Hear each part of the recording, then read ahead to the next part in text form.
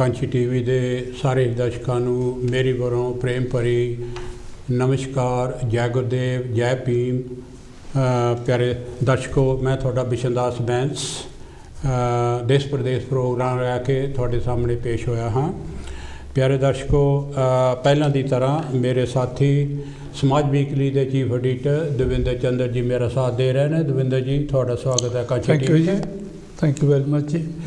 ਪਿਆਰੇ ਦਰਸ਼ਕੋ, ਅੱਜ ਕਈ ਇਸ਼ੂ ਆ, ਖਾਸ ਤੌਰ 'ਤੇ ਅਸੀਂ ਅੱਜ ਜਿਹੜਾ ਹੈਗਾ ਛਤਰਪਤੀ ਸਾਹੂ ਜੀ ਮਹਾਰਾਜ ਜਿਨ੍ਹਾਂ ਦਾ ਜਨਮ 26 ਜੂਨ ਨੂੰ ਹੋਇਆ ਸੀ, ਅਸੀਂ ਉਹਦੇ ਬਾਰੇ ਪ੍ਰੋਗਰਾਮ ਕਰਾਂਗੇ।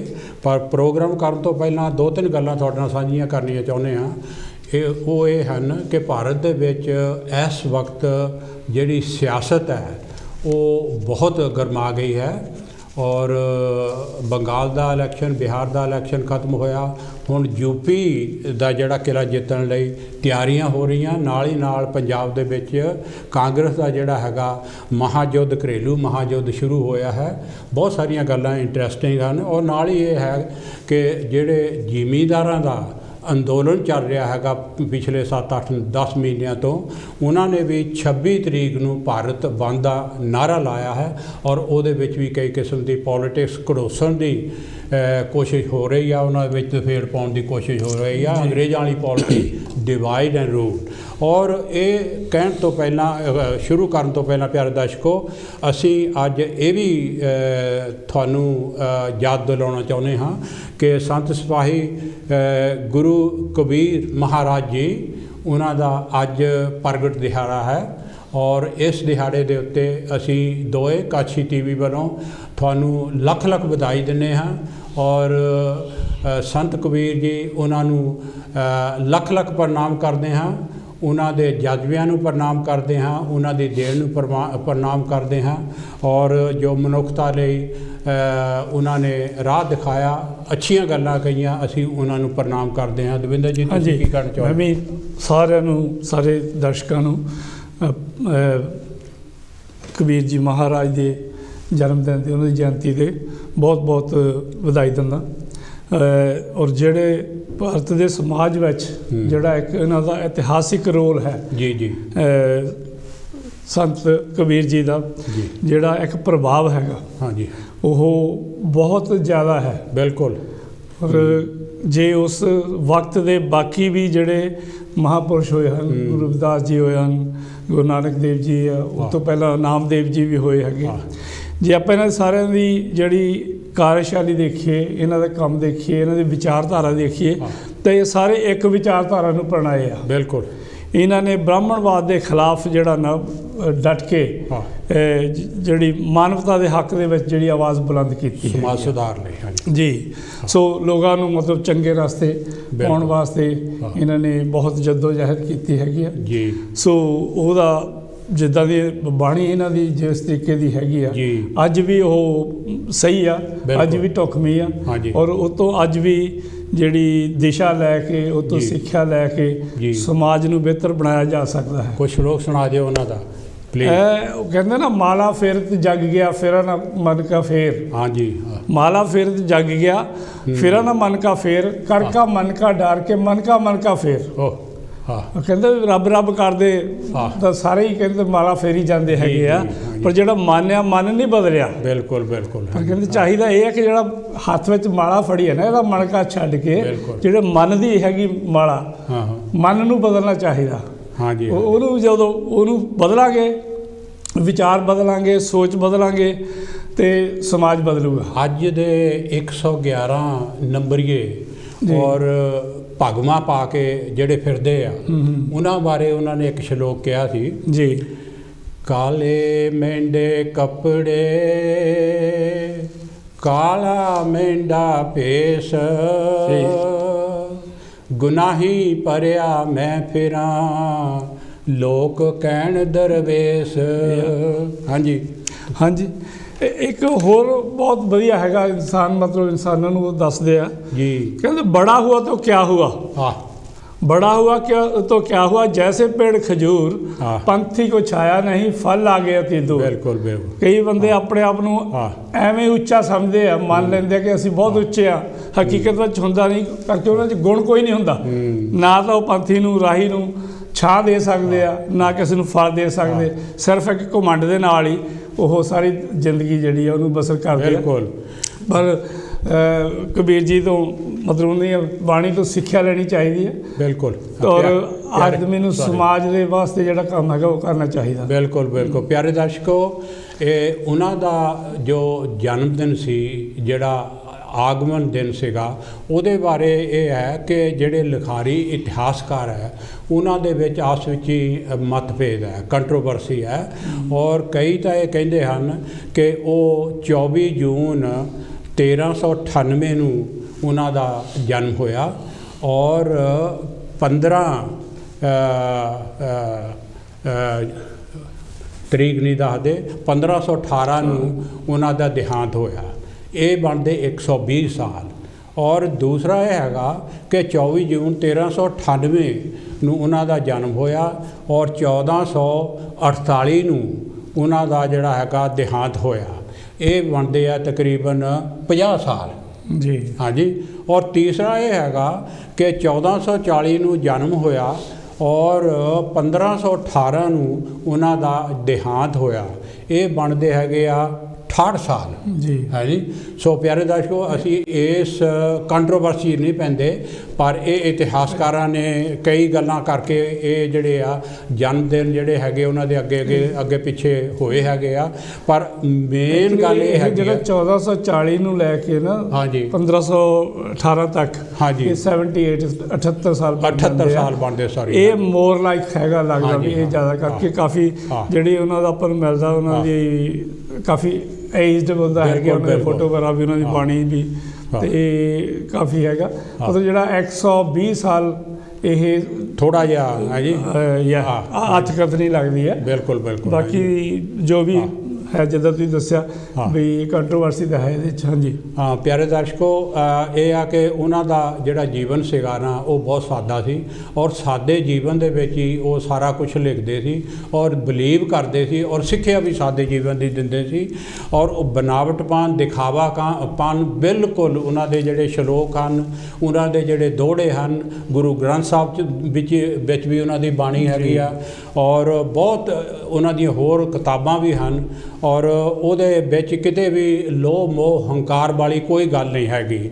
ਔਰ ਫਜ਼ੂਲ ਦੇ ਜਿਹੜੇ, ਜਿਸ ਤਰ੍ਹਾਂ ਦਵਿੰਦਰ ਹੁਣੀ ਕਿਹਾ ਕਿ ਹਿੰਦੂ ਸਮਾਜ ਦੇ, ਹਿੰਦੂ ਕੁਰੀਤੀਆਂ ਦੇ ਖਿਲਾਫ ਉਹਨਾਂ ਦੀ ਆਵਾਜ਼ ਬੜੀ ਦ੍ਰਿੜ ਸੀਗੀ। ਉਹ ਜਿਹੜੇ ਧਾਗੇ ਤਵੀਤ ਆ, ਜਾਂ ਪਖੰਡਵਾਦ ਹੈਗੇ ਆ, ਜਾਂ ਟੂਣੇ ਟਮਾਣੇ ਹਨ, ਉਹਨਾਂ ਦੇ ਬਿਲਕੁਲ ਖਿਲਾਫ ਸਨ। ਇੱਕ ਉਹਨਾਂ ਦਾ ਸ਼ਲੋਕ ਜਿਹੜਾ ਹੈਗਾ, ਉਹ ਜਿੰਦਾ ਬਾਪ ਕੋਈ ਨਾ ਪੂਜੇ, ਮਰੇ ਬਾਅਦ ਪੁਜਵਾਇਆ, ਮੁੱਠੀ ਪਰ ਚਾਵਲ ਲੈ ਕੇ ਕੌਵੇ ਕੋ ਬਾਪ ਬਣਾਇਆ। ਜੀਂਦੇ ਬਾਪ ਨੂੰ ਕਹਿੰਦੇ ਕੋ ਪੂਜੇ ਨਾ, ਤਾਂ ਮਰੇ ਤੇ ਕਾਵਾਂ ਨੂੰ ਦਾਣੇ ਪਾਉਂਦੇ ਕੋਠਿਆਂ 'ਤੇ, ਹੈ ਨਹੀਂ, ਕਾਂ ਕਾਂ ਕਰਕੇ, ਔਰ ਕਾਂ ਨੂੰ ਬਾਪ ਬਣਾਉਂਦੇ ਆ। ਜੀ ਦੇਖੋ, ਉਹਨਾਂ ਨੇ ਬੜੇ ਸਾਦੇ ਤੇ ਮਤਲਬ ਸਰਲ ਗੱਲ ਜਿਹੜੀ ਕਹਿ ਕੇ ਸਾਰਾ ਕੁਝ ਸਮਝਾਤਾ। ਹਾਂਜੀ। ਇੱਕ ਹੋਰ ਕਟਾਸ ਕਰ ਦਿਆ ਕਿ ਜੇ ਤੂੰ ਬਾਹਮਣ ਬਾਹਮਣੀ ਜਾਇਆ, ਔਰ ਵਾਟ ਕਾਹੇ ਨਹੀਂ ਆਇਆ। ਬਿਲਕੁਲ ਮਸ਼ਹੂਰ ਹੈਗਾ ਆ।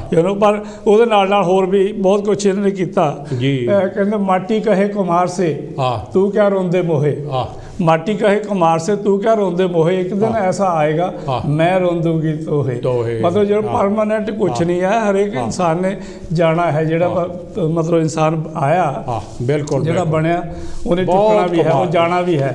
ਮਤਲਬ ਬਹੁਤ ਹਕੀਕਤ ਦੀਆਂ ਜਿਹੜੀਆਂ ਗੱਲਾਂ ਸੀ ਉਹ ਕਰਦੇ ਸੀ। ਔਰ ਇਹਦੇ ਨਾਲ ਮੈਂ ਇੱਕ ਹੋਰ ਐਡ ਕਰਨਾ ਚਾਹੁੰਦਾ ਕਿ ਜਿਹੜੇ ਡਾਕਟਰ ਬਾਬਾ ਸਾਹਿਬ, ਡਾਕਟਰ ਅੰਬੇਡਕਰ ਜੀ ਫੈਮਿਲੀ ਆ ਜੀ, ਉਹਨਾਂ ਦਾ ਪਰਿਵਾਰ ਜਿਹੜਾ ਸੀ ਉਹ ਕਬੀਰ ਪੰਥੀ ਸੀ। ਕਬੀਰ ਪੰਥੀ ਸੀ ਪਹਿਲਾਂ। ਇਹਦੇ ਵਿੱਚ ਇੱਕ ਚੀਜ਼ ਹੋ ਰਿਹਾ ਕਿ ਉਹਨੂੰ ਆਪਾਂ ਮੰਨਦੇ ਆ ਕਿ ਉਹ ਮਹਾਰ ਜਾਤੀ ਦੇ ਵਿੱਚੋਂ ਸੀ। ਬਿਲਕੁਲ ਬਿਲਕੁਲ। ਉਹ ਜਿਹੜੇ ਸੰਤ ਕਬੀਰ ਜੀ ਆ, ਇਹ ਜਲਾਹਾ ਪਰਿਵਾਰ ਚੋਂ ਸੀ, ਇਨਸਾਨੀਅਤ ਦੇ ਪਰਿਵਾਰ ਚੋਂ ਸੀਗਾ ਜੀ। ਬਿਲਕੁਲ। ਹੈਲੋ ਜੀ, ਕਾਲ ਲੈ ਲਈਏ। ਹੈਲੋ ਜੀ, ਜੈ ਗੁਰਦੇਵ, ਜੈ ਪੀ, ਕੌਣ ਤੇ ਕਿੱਥੋਂ ਸਾਹਿਬ ਜੀ? ਹੈਲੋ ਜੀ। ਜੀ ਰਾਮ ਲਾਲ। ਹਾਂਜੀ, ਮੈਂ रामलाल चुगल बोल रहा।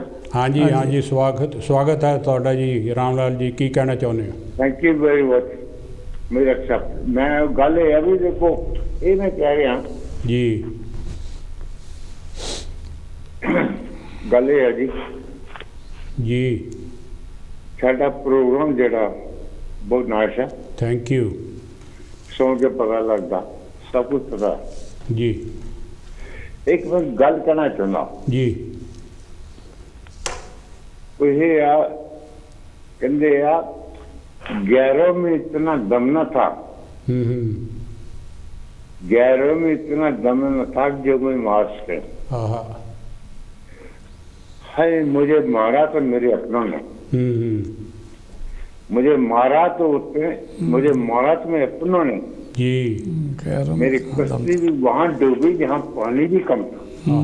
Thank you. साढ़े अज मैं गल सुन सवेरे पूछे, अज मेरे दिल च गल करा जी। हाँ जो कोई गलती हो तो माफ करो। Very nice Ramlal ji, thank you ਤੁਹਾਡਾ। हाँ जी प्यारे दर्शकों, ਹੁਣ ਅਸੀਂ ਤੁਹਾਡੇ ਸਾਹਮਣੇ ਜਿਹੜਾ ਮੈਂ ਮੇਨ ਪ੍ਰੋਗਰਾਮ ਅਸੀਂ ਅੱਜ ਛਤਰਪਤੀ ਸਾਹੂ ਜੀ ਮਹਾਰਾਜ, ਜਿਨ੍ਹਾਂ ਨੂੰ ਕਿ ਕੋਲਾਪੁਰ ਦੇ ਮਹਾਰਾਜ ਵੀ ਕਿਹਾ ਜਾਂਦਾ, ਟੈਲੀਵਿਜ਼ਨ ਦੇ ਉੱਤੇ ਤੁਹਾਡੇ ਸਾਹਮਣੇ ਉਹਨਾਂ ਦੀ ਫੋਟੋ ਆ ਰਹੀ ਆ। ਉਹ ਇੱਕ ਬਹੁਤ ਹੀ ਮਹਾਨਾਇਕ ਹੋਏ ਆ, ਜਿਨ੍ਹਾਂ ਨੇ ਕਿ ਦਬੇ ਕੁਚਲੇ ਲੋਕਾਂ ਨੂੰ, ਦਲਿਤ ਲੋਕਾਂ ਨੂੰ ਉਹਨਾਂ ਨੇ ਬਰਾਬਰੀ ਦਾ ਹੱਕ ਦਿੱਤਾ ਔਰ ਸਾਰਿਆਂ ਨੂੰ ਆਪਣੀ ਜਿਹੜੀ ਹੈਗੀ ਆ ਰਾਜਧਾਨੀ ਜਾਂ ਰਾਜ ਦੇ ਵਿੱਚ ਉਹਨਾਂ ਨੇ ਜਿਹੜੀ ਰੈਵੋਲੂਸ਼ਨ ਲਿਆਂਦੀ, ਅਸੀਂ ਉਹਦੇ ਬਾਰੇ ਤੁਹਾਡੇ ਨਾਲ ਗੱਲਬਾਤ ਕਰਾਂਗੇ। ਛਤਰਪਤੀ ਜੀ ਜਿਹੜੇ ਆ ਉਹ 26 ਜੂਨ 1874 ਨੂੰ ਉਹ ਕਾਗਲ ਪਿੰਡ ਇੱਕ ਹੈਗਾ ਜਿਹੜਾ ਕਿ ਮਤਲਬ ਮਹਾਰਾਸ਼ਟਰ ਦੇ ਵਿੱਚ ਹੈਗਾ, ਜਿੱਥੇ ਉਹਨਾਂ ਦਾ ਜਨਮ ਹੋਇਆ। ਔਰ ਜਿਹੜੀ ਉਹਨਾਂ ਦੇ ਪਿਤਾ ਜੀ ਸਨ ਉਹ ਜੈ ਸਿੰਘ ਰਾਓ ਕਾਗਲ ਪਿੰਡ ਦੇ, ਉਹ ਇੱਕ ਮੁਖੀਆ ਸਨ। ਔਰ ਉਹਨਾਂ ਦੀ ਮਾਤਾ ਜਿਹੜੀ ਰਾਧਾ ਬਾਈ, ਉਹ ਇੱਕ ਸ਼ਾਹੀ ਘਰਾਣੇ 'ਚੋਂ ਸੀਗੀ। ਔਰ ਹੋਇਆ ਕੀ ਇਹ ਕਿ ਸਾਹੂ ਜੀ ਮਹਾਰਾਜ ਜਿਸਲੇ 3 ਸਾਲ ਦੇ ਸਨ, ਉਹਨਾਂ ਦੀ ਮਾਤਾ ਦਾ ਦੇਹਾਂਤ ਹੋ ਗਿਆ। ਔਰ ਮਾਤਾ ਦਾ ਦੇਹਾਂਤ ਹੋਣ ਤੋਂ ਬਾਅਦ ਉਹਨਾਂ ਦੇ ਪਿਤਾ ਜੀ ਜਿਹੜੇ ਜੈ ਸਿੰਘ ਰਾਓ ਸਨ, ਉਹਨਾਂ ਨੇ 10 ਸਾਲ ਉਹਨਾਂ ਦੀ ਪਰਵਰਿਸ਼ ਕੀਤੀ, ਪ੍ਰਾਇਮਰੀ ਐਜੂਕੇਸ਼ਨ ਥੋੜ੍ਹੀ ਜਿਹੀ ਦਿੱਤੀ। ਉਸ ਤੋਂ ਬਾਅਦ ਉਹਨਾਂ ਨੂੰ ਅਡੋਪਟਡ ਕਰ ਲਿਆ ਇੱਕ ਰਾਣੀ ਨੰਦੀ ਬਾਈ, ਜਿਹੜੀ ਕਿ ਵਿਡੋ ਸੀਗੀ ਰਾਜਾ ਸ਼ਿਵਾਜੀ 4th, ਉਹਨਾਂ ਦੀ ਇੱਕ ਵਿਡੋ ਜਿਹੜੀ ਸੀਗੀ ਨੰਦੀ ਬਾਈ, ਉਹਨਾਂ ਨੇ ਉਹਨਾਂ ਨੂੰ ਅਡੋਪਟ ਕੀਤਾ।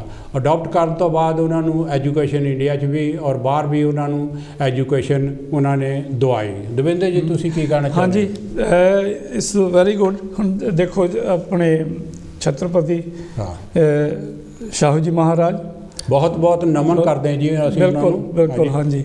ਇਹਨਾਂ ਨੇ ਦੇਖੋ 20 ਸਾਲ ਦੀ ਉਮਰ ਵਿੱਚ ਇਹ ਰਾਜਾ ਬਣ ਗਏ ਸੀ। ਬਿਲਕੁਲ ਜਿੱਦਾਂ ਤੁਸੀਂ ਦੱਸਿਆ ਹੈਗਾ ਬਈ ਇਹਨਾਂ ਦਾ 26 ਜੂਨ 1874 ਵਿੱਚ ਜਨਮ ਹੁੰਦਾ ਜੀ, ਔਰ 1894 ਵਿੱਚ ਜਿਹੜੇ ਰਾਜਾ ਬਣ ਜਾਂਦੇ ਜੀ।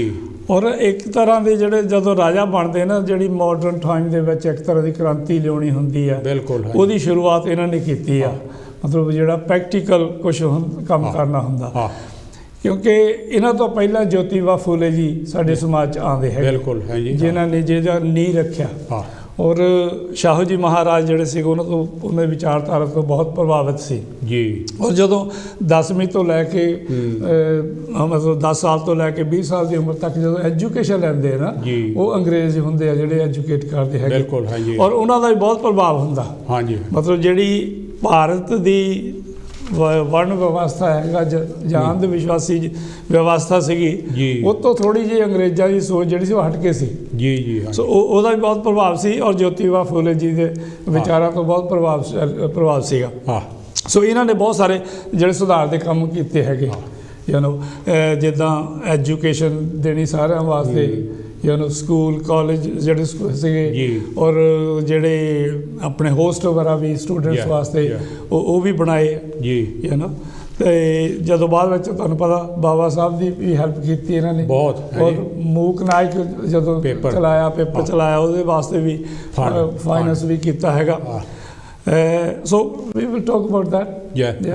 ਪਿਆਰੇ ਦਰਸ਼ਕੋ, ਜਿਸ ਤਰ੍ਹਾਂ ਦਵਿੰਦਰ ਜੀ ਹੁਣੀ ਦੱਸਿਆ ਕਿ 20 ਸਾਲ ਦੀ ਉਮਰ ਦੇ ਵਿੱਚ ਉਹਨਾਂ ਦੀ ਤਾਜਪੋਸ਼ੀ ਹੋ ਗਈ ਸੀਗੀ ਔਰ ਰਾਜਾ ਬਣ ਗਏ ਸਨ। ਪਰ ਇਹ ਹੈ ਕਿ ਤਾਜਪੋਸ਼ੀ ਹੋਣ ਦੇ ਟਾਈਮ 'ਤੇ ਜਿਹੜੀਆਂ ਗੱਲਾਂ ਹੋਈਆਂ ਦਵਿੰਦਰ ਜੀ, ਤੁਸੀਂ ਇਹ ਦੱਸਿਆ ਤਾਂ ਹੈ ਕਿ ਜੋਤੀਬਾ ਫੂਲੇ ਅਤੇ ਬਾਕੀ ਜਿਹੜੇ ਸੀਗੇ ਉਹਨਾਂ ਦੇ ਜੀਵਨ ਦਾ ਜਾਂ ਉਹਨਾਂ ਦੇ ਮਿਸ਼ਨ ਦਾ ਇਹਨਾਂ ਦੇ ਉੱਤੇ ਬਹੁਤ ਅਸਰ ਸੀਗਾ। ਪਰ ਉਹਨਾਂ ਦੇ ਨਾਲ ਇਹ ਆ ਕਿ ਸਾਹੂ ਜੀ ਮਹਾਰਾਜ ਜਿਹੜੇ ਜੰਗ ਸੀਗੇ ਨਾ, ਉਹਨਾਂ ਦੇ ਨਾਲ ਕਈ ਇਹੋ ਜਿਹੀਆਂ ਘਟਨਾਵਾਂ ਹੋਈਆਂ, ਜਿਸ ਤਰ੍ਹਾਂ ਬਾਬਾ ਸਾਹਿਬ ਉਹਨਾਂ ਦੇ ਨਾਲ ਛੋਟੇ ਹੁੰਦਿਆਂ ਹੋਈਆਂ। ਸਾਹੂ ਜੀ ਮਹਾਰਾਜ ਜਿਹੜੇ ਜੰਗ ਸੀਗੇ ਉਹਨਾਂ ਦੇ ਨਾਲ ਕਈ ਤਰ੍ਹਾਂ ਦਾ ਵਿਤਕਰਾ ਹੋਇਆ, ਕਿਉਂਕਿ ਉਹ ਬ੍ਰਾਹਮਣਾਂ ਵਿੱਚੋਂ ਨਹੀਂ ਸੀ ਔਰ ਇਹ ਆ ਕਿ ਕਸ਼ਤਰੀ ਸਨ। ਐਕਚੁਅਲੀ ਸ਼ੂਦਰ ਵਰਣ ਚੋਂ ਸੀ, ਕੋਲੀ ਸ਼ੂਦਰ ਵਰਣ ਚ ਆਉਂਦੇ ਆ ਜਿਹੜੇ ਛਤਰਪਤੀ ਸ਼ਾਹੂ ਜੀ ਮਹਾਰਾਜ ਸੀਗੇ, ਸੌਰੀ ਦੂਸਰੇ ਛਤਰਪਤੀ ਸ਼ਿਵਾਜੀ ਮਹਾਰਾਜ ਸੀਗੇ, ਉਹ ਵੀ ਸ਼ੂਦਰ ਵਰਣ ਚੋਂ ਸੀ। ਤੁਹਾਨੂੰ ਪਤਾ ਕਿ ਉਹਨਾਂ ਦਾ ਵੀ ਜਿਹੜੀ ਤਾਜਪੋਸ਼ੀ ਬ੍ਰਾਹਮਣ ਕਰਨ ਤੋਂ ਨਾ ਕਰ ਦਿੱਤੀ। ਬਿਲਕੁਲ, ਮੈਂ ਇਹੋ ਕਹਿਣ ਲੱਗਾ। ਸੋ ਉਹ ਗੱਲਾਂ ਜਿਹੜੀਆਂ ਉਹ ਇਹਨਾਂ ਨਾਲ ਵੀ ਹੋਈਆਂ, ਪਰ ਉਹਦੇ ਵਿੱਚ ਇਹ ਹੋਇਆ ਕਿ ਜਿਹੜੀ ਛਤਰਪਤੀ ਸ਼ਿਵਾਜੀ ਮਹਾਰਾਜ ਸੀਗੇ ਉਹਨਾਂ ਨੇ ਬ੍ਰਾਹਮਣਵਾਦ ਦਾ ਵਿਰੋਧ ਉਸ ਤਰੀਕੇ ਨਾਲ ਨਹੀਂ ਕੀਤਾ ਜਿਸ ਤਰੀਕੇ ਨਾਲ ਇਹਨਾਂ ਨੇ ਕਰਨ ਵਿੱਚ ਜਿੱਦਾਂ ਕਾਮਯਾਬ ਹੋਇਆ ਕੀਤਾ ਇਹਨਾਂ ਨੇ, ਹੈ ਨਾ। ਇਹਨਾਂ ਨੇ ਤਾਂ ਸਾਫ਼ ਦਾ ਕਹਿਤਾ ਵੀ ਜੇ ਤੁਸੀਂ ਨਹੀਂ ਵੀ ਕਰਦੇ ਹੈਗੇ ਤਾਜਪੋਸ਼ੀ ਵਗੈਰਾ ਜਾਂ ਤੁਸੀਂ ਮੰਤਰ ਸਹੀ ਨਹੀਂ ਪੜ੍ਹਦੇ ਜਿੱਦਾਂ ਹੈਗੀ ਘਟਨਾ, ਤੇ ਉਹ ਕਹਿੰਦੇ ਸਾਨੂੰ ਲੋੜ ਨਹੀਂ ਹੈਗੀ।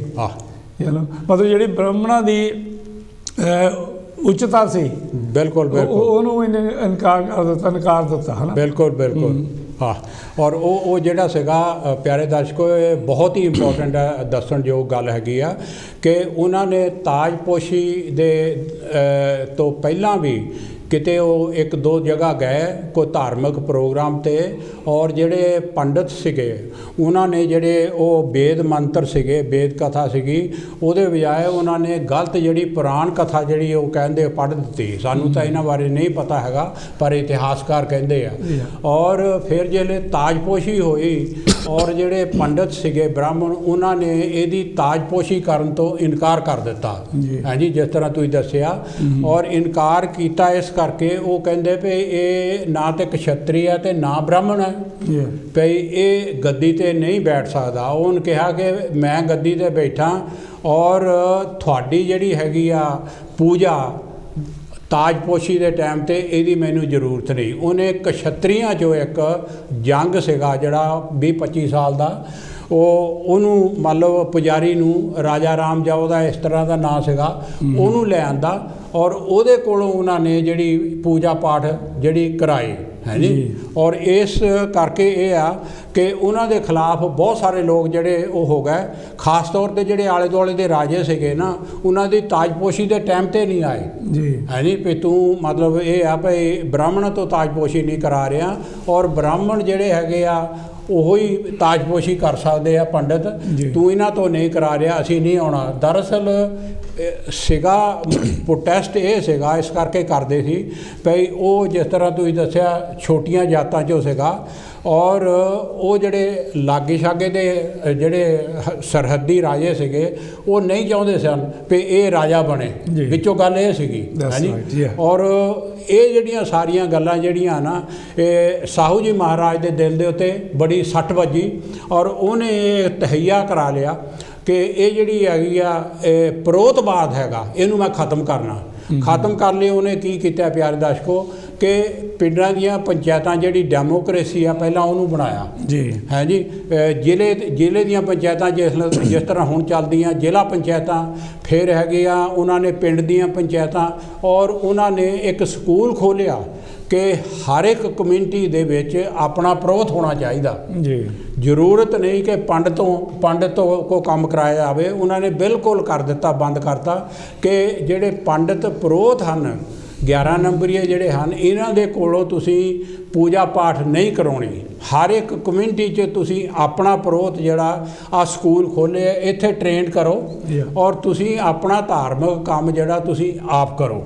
ਇਹ ਇੱਕ ਸਮਾਜਿਕ ਕ੍ਰਾਂਤੀ ਸੀਗੀ ਜਿਹਨੇ ਕਿ ਬਹੁਤ ਉਹਨਾਂ ਦੀ ਅਪੋਜੀਸ਼ਨ ਕੀਤੀ ਔਰ ਬਹੁਤ ਤੂਫਾਨ ਲਿਆਂਦਾ। ਹੈਲੋ ਜੀ, ਜੈ ਗੁਰਦੇਵ, ਜੈ ਪੀ, ਕੌਣ ਤੇ ਕਿੱਥੋਂ ਸਾਹਿਬ ਜੀ? ਹੈਲੋ, ਉੱਚਾ ਬੋਲਿਓ ਜੀ ਜਰਾ, ਆਪਣਾ ਟੈਲੀਫੋਨ ਫੇਰ ਸੁਣਿਓ, ਆਪਣਾ ਟੈਲੀਵਿਜ਼ਨ ਪਲੀਜ਼।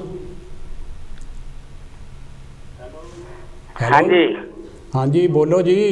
हाँ जी, मैं SR गरेवाल बोल रहा हूँ। गरेवाल जी, थोड़ा स्वागत है कांशी टीवी ते। की कहना चाਹੁੰਦੇ? उदन एंड दे उत्ते विशन पंडित विशनदास जी, मैं पंडित ने जी क्या सी कि आलम होना दे बारे जी कुछ जानकारी चाहिए है जी। ते आलम जी ते फाजिल साडे पिंड दे दो बंदे महान हुए हैं। मैं मिलिया जी आलम होना दोनों ने। हाँ जी, ते दोने बंदे जेलां च जाके ते दोनों नूं खिताब, आलम नूं भी जेल चों खिताब मिलिया सी, कांग्रेस दे बरखलाफ बोले सी वो।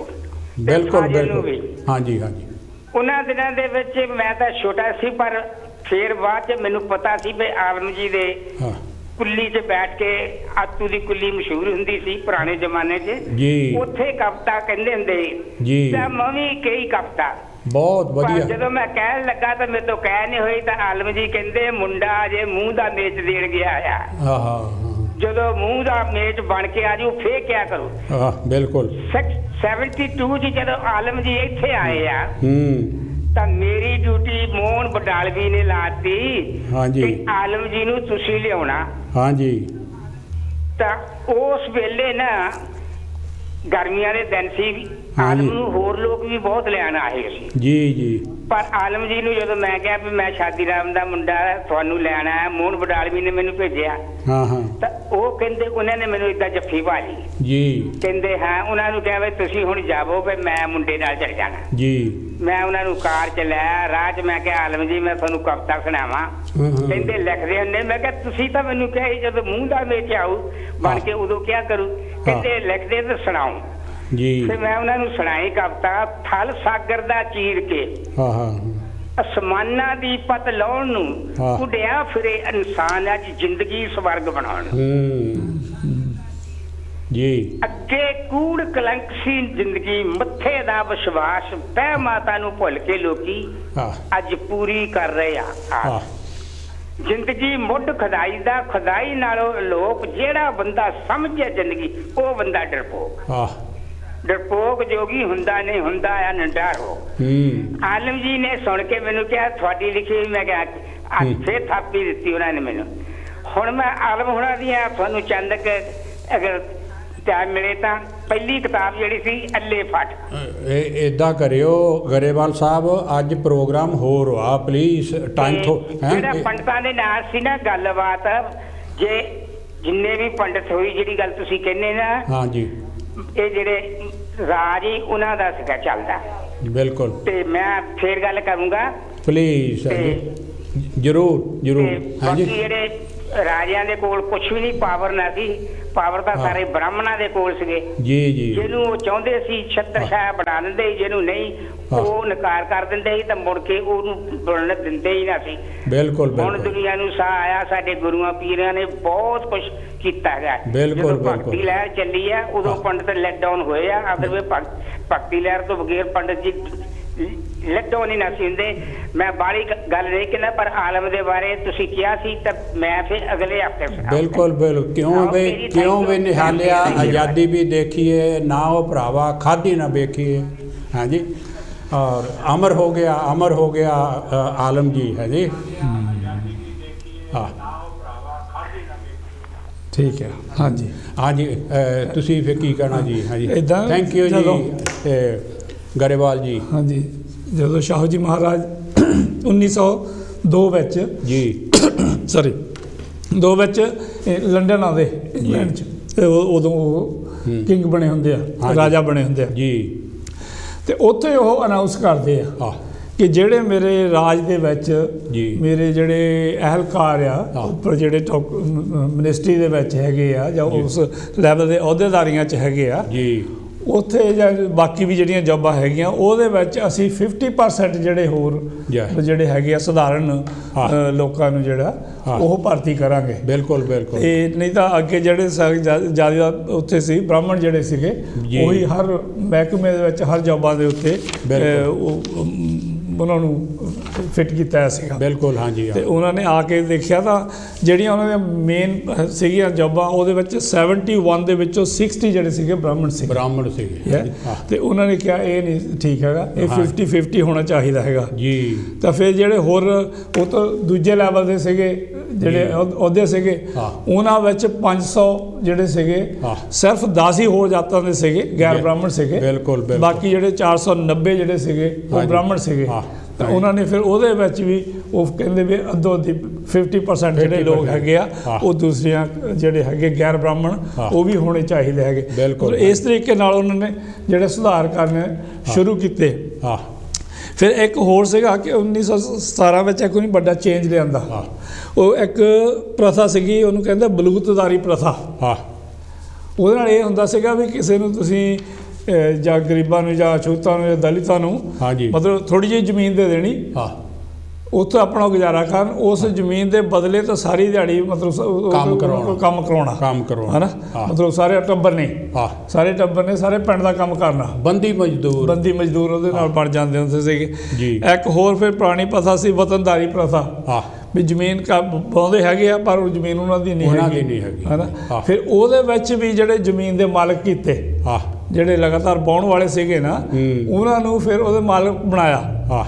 ਜਿਹੜੇ ਅੱਜ ਆਪਣੇ ਜੱਟ ਕਮਿਊਨਿਟੀ ਜਿਹਨੂੰ ਆਪਾਂ ਕਹਿੰਦੇ ਹੈਗੇ ਆ, ਉਹ ਤੋਂ ਪਹਿਲਾਂ ਜਿਹੜੀ ਜ਼ਮੀਨ ਕਿਸੇ ਹੋਰ ਦੀ ਹੁੰਦੀ ਸੀ। ਬਿਲਕੁਲ। ਔਰ ਉੱਥੇ ਕੰਮ ਹੀ ਕਰਦੇ ਸੀ। ਬਿਲਕੁਲ। ਜਿਹੜਾ ਜਿੱਦਾਂ ਲੋਹਾਰਾ ਕੰਮ ਕਰਨ ਵਾਲਾ ਉਹਨੂੰ ਲੋਹਾਰ ਕਹਿੰਦੇ ਸੀ, ਤਰਖਾਣਾ ਕੰਮ ਕਰਨ ਵਾਲਾ ਤਰਖਾਣ, ਜਿਹੜਾ ਨਾਈ ਦਾ ਕੰਮ ਕਰਦਾ ਉਹਨੂੰ ਨਾਈ ਕਹਿੰਦੇ ਸੀ। ਉਹ ਜਿਹੜਾ ਜ਼ਮੀਨ 'ਚ ਕੰਮ ਕਰਦਾ ਉਹਨੂੰ ਜੱਟ ਕਹਿੰਦੇ ਸੀ। ਜ਼ਮੀਨ ਉਹਦੀ ਨਹੀਂ ਸੀ ਹੁੰਦੀ। ਪਰ ਇਹ ਜਿੱਦਾਂ ਆਪਣੇ ਬੰਦਾ ਬਹਾਦਰ ਜੀ ਹੋਏ ਆ ਉਹਨਾਂ ਦੇ ਸਮੇਂ ਵਿੱਚ ਵੀ, ਫਿਰ ਆਹ ਸ਼ਾਹੂ ਜੀ ਮਹਾਰਾਜ ਦੇ ਸਮੇਂ ਵਿੱਚ ਵੀ, ਔਰ ਉਸ ਤੋਂ ਬਾਅਦ ਜਦੋਂ ਛੋਟੂ ਰਾਮ ਆਏ ਉਹਨਾਂ ਦੇ ਸਮੇਂ ਵਿੱਚ ਵੀ ਇਹ ਜਿਹੜੀਆਂ ਜ਼ਮੀਨਾਂ ਹੌਲੀ ਹੌਲੀ ਕਰਕੇ ਅਤੇ ਮਤਲਬ ਜੱਟਾਂ ਤੋਂ ਜ਼ਿਮੀਂਦਾਰ ਬਣੇ। ਮਤਲਬ ਉਹਦੇ ਵਿੱਚ ਛਤਰਪਤੀ ਸ਼ਾਹੂ ਜੀ ਮਹਾਰਾਜ ਦਾ ਜਿਹੜਾ ਉਹ ਵੀ ਬਹੁਤ ਹੈਗਾ। ਸੋ ਇੱਦਾਂ ਦੇ ਬਹੁਤ ਸਾਰੇ ਉਹਨਾਂ ਨੇ ਸੁਧਾਰ ਕੀਤੇ ਆਪਣੇ ਟਾਈਮ ਦੇ ਵਿੱਚ।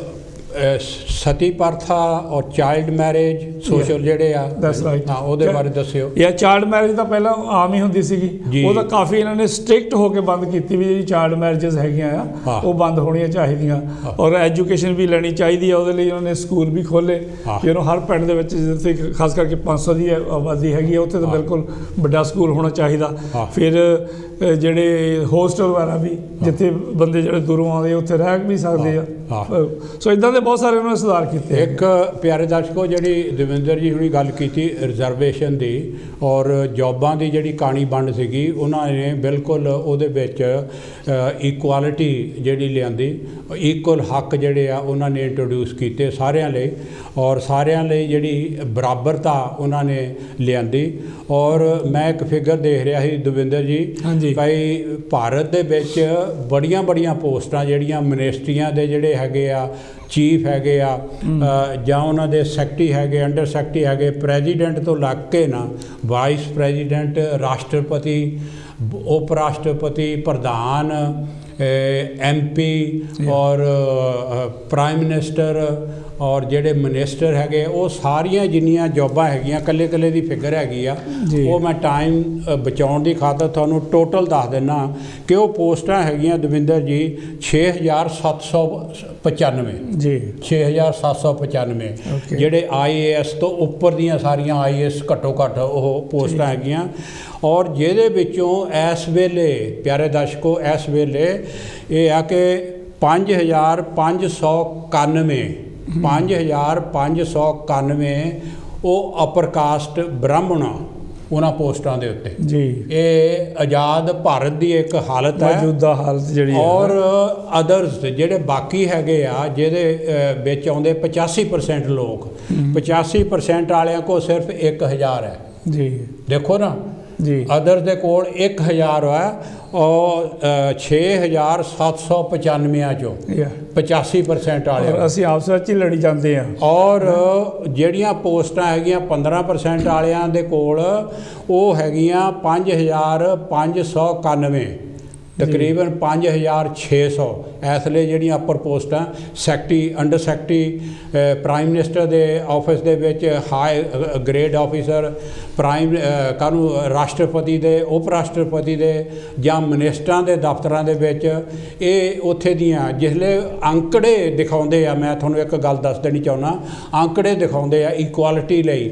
ਉਹ ਦਿਖਾਉਂਦੇ ਹੈਗੇ ਆ ਕਿ ਜਿਹੜੇ ਝਾੜੂ ਮਾਰਨ ਵਾਲੇ ਆ ਲੋਅਰ ਕਾਸਟ ਡਿਵੀਜ਼ਨ LCD ਉਹਨੂੰ ਕਹਿੰਦੇ ਆ ਲੋ ਕਾਸਟ ਡਿਵੀਜ਼ਨ ਅਪਰ ਕਾਸਟ ਡਿਵੀਜ਼ਨ UCD ਉਹ ਜਿਹੜੇ ਅਪਰ ਕਾਸਟ ਡਿਵੀਜ਼ਨ ਦੇ ਕਲਰਕ ਹੁੰਦੇ ਉਦੋਂ ਥੱਲੇ ਹੁੰਦੇ ਲੋਅਰ ਕਾਸਟ ਡਿਵੀਜ਼ਨ ਵਾਲੇ ਕਲਰਕ ਤੇ ਚਪੜਾਸੀ ਤੇ ਝਾੜੂ ਮਾਰਨੇ ਵਾਲੇ ਉਹਨਾਂ ਦੀ ਗਿਣਤੀ ਜਿਹੜੀ ਆ ਉਹ ਇਹਦੇ ਉਲਟ ਹੁੰਦੀ ਆ ਉਹਦੇ ਵਿੱਚ ਸਾਡੀ ਗਿਣਤੀ ਜਿਹੜੀ ਵੱਧ ਹੁੰਦੀ ਆ ਉਹ ਗਿਣਤੀ ਵਿੱਚ ਇਹਦੇ ਰਲਾ ਕੇ ਉਹ ਬਰਾਬਰ ਕਰ ਦਿੰਦੇ ਕਿ ਸਰਕਾਰੀ ਨੌਕਰੀਆਂ ਦੇ ਵਿੱਚ ਇਸ ਵੇਲੇ ਸਾਰਿਆਂ ਨੂੰ ਹਿੱਸਾਦਾਰੀ ਬਰਾਬਰ ਹੈ ਜੀ ਸੋ ਇਹ ਹੈਗੀ ਹਾਂਜੀ ਅੱਛਾ ਦੇਖੋ ਆਪਾਂ ਗੱਲ ਕਰਦੇ ਸੀਗੇ ਪਹਿਲਾਂ ਵੀ ਗੱਲ ਕੀਤੀ ਸੀ ਕਿ ਜਿਹੜੇ ਸੰਤ ਕਬੀਰ ਜੀ ਮਤਲਬ ਉਹ ਜਰਾਹਾ ਕਮਿਊਨਿਟੀ 'ਚ ਹੋਏ ਆ ਔਰ ਗੁਰੂ ਰਵਿਦਾਸ ਜੀ ਉਹਨਾਂ ਨੇ ਉਹਨਾਂ ਨੂੰ ਗੁਰੂ ਮੰਨਿਆ ਕਿ ਮੇਰੇ ਜਿਹੜੇ ਗੁਰੂ ਆ ਸੰਤ ਕਬੀਰ ਜੀ ਤਥਾਗਤ ਬੁੱਧ ਔਰ ਜੋਤੀਬਾ ਫੂਲੇ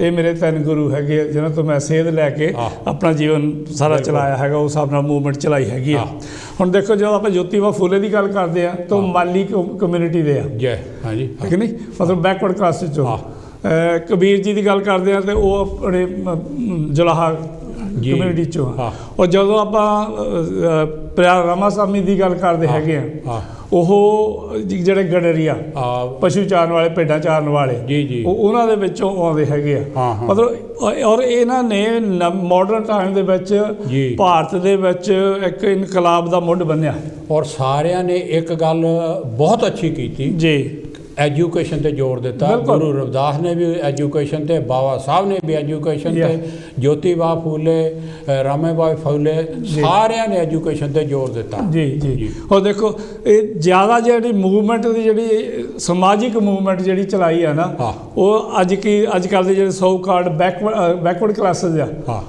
उन्होंने विचों होया यू नो पर अफसोस ये आ कि जो बैकवर्ड क्लासेस के लोग हैगे आ वो इस चीज़ को जिस तरीके जे सिदक नाल फॉलो करना चाहिए जो समझना चाहिए यू नो वो कर नहीं रहे बिल्कुल अज उन्होंने पापूलेशन जी है तकरीबन 52-55% उन्होंने पापूलेशन इंडिया की भारत की जी बैकवर्ड क्लासेस है जे शेड्यूल्ड कास्ट और अनटचेबल्स जो मतलब शेड्यूल्ड कास्ट और शेड्यूल्ड ट्राइब्स बाहर कढ़ दईए बाकी जो लो कास्ट सारे उन्होंने जी 52-55% आ वो जोर पाते हैं कि साड़ी गिणती होनी चाहिए हाले तक उन्होंने एक्चुअली गिणती नहीं है और ये जो फिगर्स है 1931 की मरदमशुमारी के मिलते हैं यू नो सो इस तरीके बाबा साहब ने ये बारे की किया पढ़िया लिखिया ने बाबा साहब बारे ने की किया दसो बाबा साहब उन्होंने कहा कि ये जोड़े MLA आ ये म्यूनसिपल कमिश्नर आ MP आ इन्हों किन बनाया कहना मैं इन्हों बनाया जी कहता ये उल्टा मेरे ते भौंकण लग पाया है जी और सारा कुछ कहता मैं इन्होंने लैके दिता जिन्हों ते इन्हों भौंकना चाहिए वो भौंकते नहीं ये मेरे ते मालक ते ही भौंकण लग पाया है नी ये गल उन्होंने सच्ची अज भी वही आ कि अज देखो कल परसों यूपी दे विच बाबा साहब का एक स्टैचू आ है जी अव्वल तो रोज़ इहो जिहा प्यारे दर्शकों हादसे होंदे आ वो स्टैचू नूं उन्होंने तोड़िया भन्निया है जी और कोई नहीं फड़ होया पिछले महीने भी इहो जी गल हुई और जेड़े बाबा साहब दा कीता आ कमाई कीती आ उहनूं खा रहे आ वो अपनिया गोगड़ा भर के कुर्सी ते बैठे आ आनंद नाल उन्होंने जबान दे विचों एक लफ्ज़ भी उस गल की निंदा करने नहीं निकलता कि भैड़ी गल होई क्यों की गई और सरकार दे विच बैठे हुए भी इहो जिहियां गल्लां रोकण लई कोई कानून नहीं बना रहे कि इदां दा कानून चाहिए भी जिहड़ा बाबा साहब की मूर्ति नूं जां उन्हां दे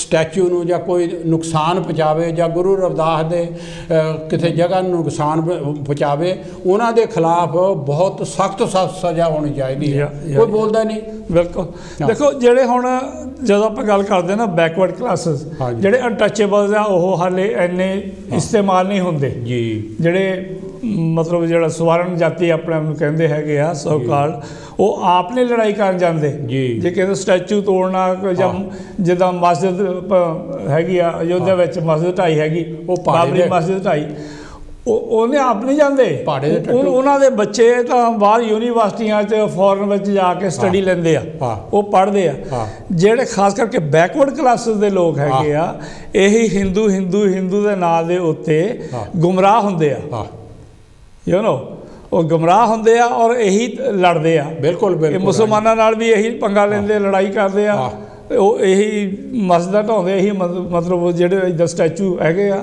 ਉਹਨਾਂ ਨੂੰ ਨੁਕਸਾਨ ਪਹੁੰਚਾਉਂਦੇ ਆ ਬਿਲਕੁਲ ਯੂ ਨੋ ਪਰ ਜਦੋਂ ਰਿਜ਼ਰਵੇਸ਼ਨ ਦੀ ਗੱਲ ਹੁੰਦੀ ਆ ਜਦੋਂ ਜੌਬਾਂ ਦੀ ਗੱਲ ਹੁੰਦੀ ਆ ਉਦੋਂ ਇਹ ਲੋ ਕਾਸਟ ਹੁੰਦੇ ਆ ਬਿਲਕੁਲ ਉਦੋਂ ਇਹਨਾਂ ਨੂੰ ਜੌਬਾਂ ਨਹੀਂ ਦੇਣੀਆਂ ਇਹਨਾਂ ਨੂੰ ਐਜੂਕੇਸ਼ਨ ਵੀ ਨਹੀਂ ਦੇਣੀ ਹੁਣ ਦੇਖੋ ਤੁਹਾਨੂੰ ਪਤਾ ਸਕੂਲਾਂ ਦਾ ਹਾਲ ਕਿੰਨਾ ਬੁਰਾ ਕਰੀ ਜਾਂਦੇ ਆ ਹੁਣ ਬਾਕੀ ਸਾਰੇ ਕੰਮ ਚੱਲਦੇ ਇਲੈਕਸ਼ਨ ਚੱਲਦੇ ਆ ਯੂਨੀਵਰਸਿਟੀਆਂ ਬੰਦ ਕਰੀਆਂ ਯੂ ਨੋ ਜਿਹੜੇ ਐਗਜ਼ਾਮ ਉਹ ਬੰਦ ਕਰ ਦਿੱਤੇ ਪੋਸਟਪੋਨ ਉੱਦਾਂ ਹੀ ਕਰ ਦਿੱਤੇ ਵੀ ਉੱਦਾਂ ਹੀ ਨਿਕਾ ਦਿਓ ਯੂ ਨੋ ਹੁਣ ਅਗਲੇ ਸਾਲ ਉਹ ਇੱਕ ਮੈਂ ਸੁਣਦਾ ਸੀਗਾ ਵਿਚ ਵਾਸ ਵੈਰੀ ਗੁੱਡ ਇੱਕ ਸਟੂਡੈਂਟ ਗੱਲਾਂ ਕਰਦੇ ਉਹ ਕਹਿੰਦੇ ਇੱਦਾਂ ਕਰੋ ਥੋੜ੍ਹਾ ਜਿਹਾ ਕਰੋਨਾ ਕਹਿੰਦਾ ਡੱਬੇ 'ਚ ਪਾ ਕੇ ਰੱਖ ਲਓ ਅਗਲੇ ਸਾਲ ਇਲੈਕਸ਼ਨ ਆਊਗਾ ਫੇਰ ਕੱਢ ਮਤਲਬ ਜਦੋਂ ਅਗਲੇ ਸਾਲ ਐਗਜ਼ਾਮ ਹੋਣਗੇ ਨਾ ਫੇਰ ਕੱਢ ਦਿਆਂਗੇ ਫੇਰ ਕਹਿੰਦਾ ਉੱਦਾਂ ਹੀ ਪਾਸ ਹੋ ਜਾਵਾਂਗੇ ਗੱਲ ਹਾਈ ਯੂ ਨੋ ਮਤਲਬ ਇੱਦਾਂ ਦਾ ਕਰਦੇ ਜਿਹੜੀ ਐਜੂਕੇਸ਼ਨ ਉਹਨੂੰ ਖਤਮ ਕਰ ਰਹੇ ਆ ਯੂ ਨੋ ਅਤੇ ਜਿਹੜੀ ਮੂਵਮੈਂਟ ਸਾਡੇ ਮਹਾਂਪੁਰਸ਼ਾਂ ਨੇ ਚਲਾਈ ਸੀਗੀ ਉਹਦੇ ਖਿਲਾਫ ਹੁਣ ਇਹ ਕੰਮ ਕਰ ਰਹੇ ਹੈਗੇ ਪਿਆਰੇ ਦਰਸ਼ਕੋ ਅਸੀਂ ਥੋੜ੍ਹਾ ਜਿਹਾ ਅੱਗੇ ਵੱਧ ਕੇ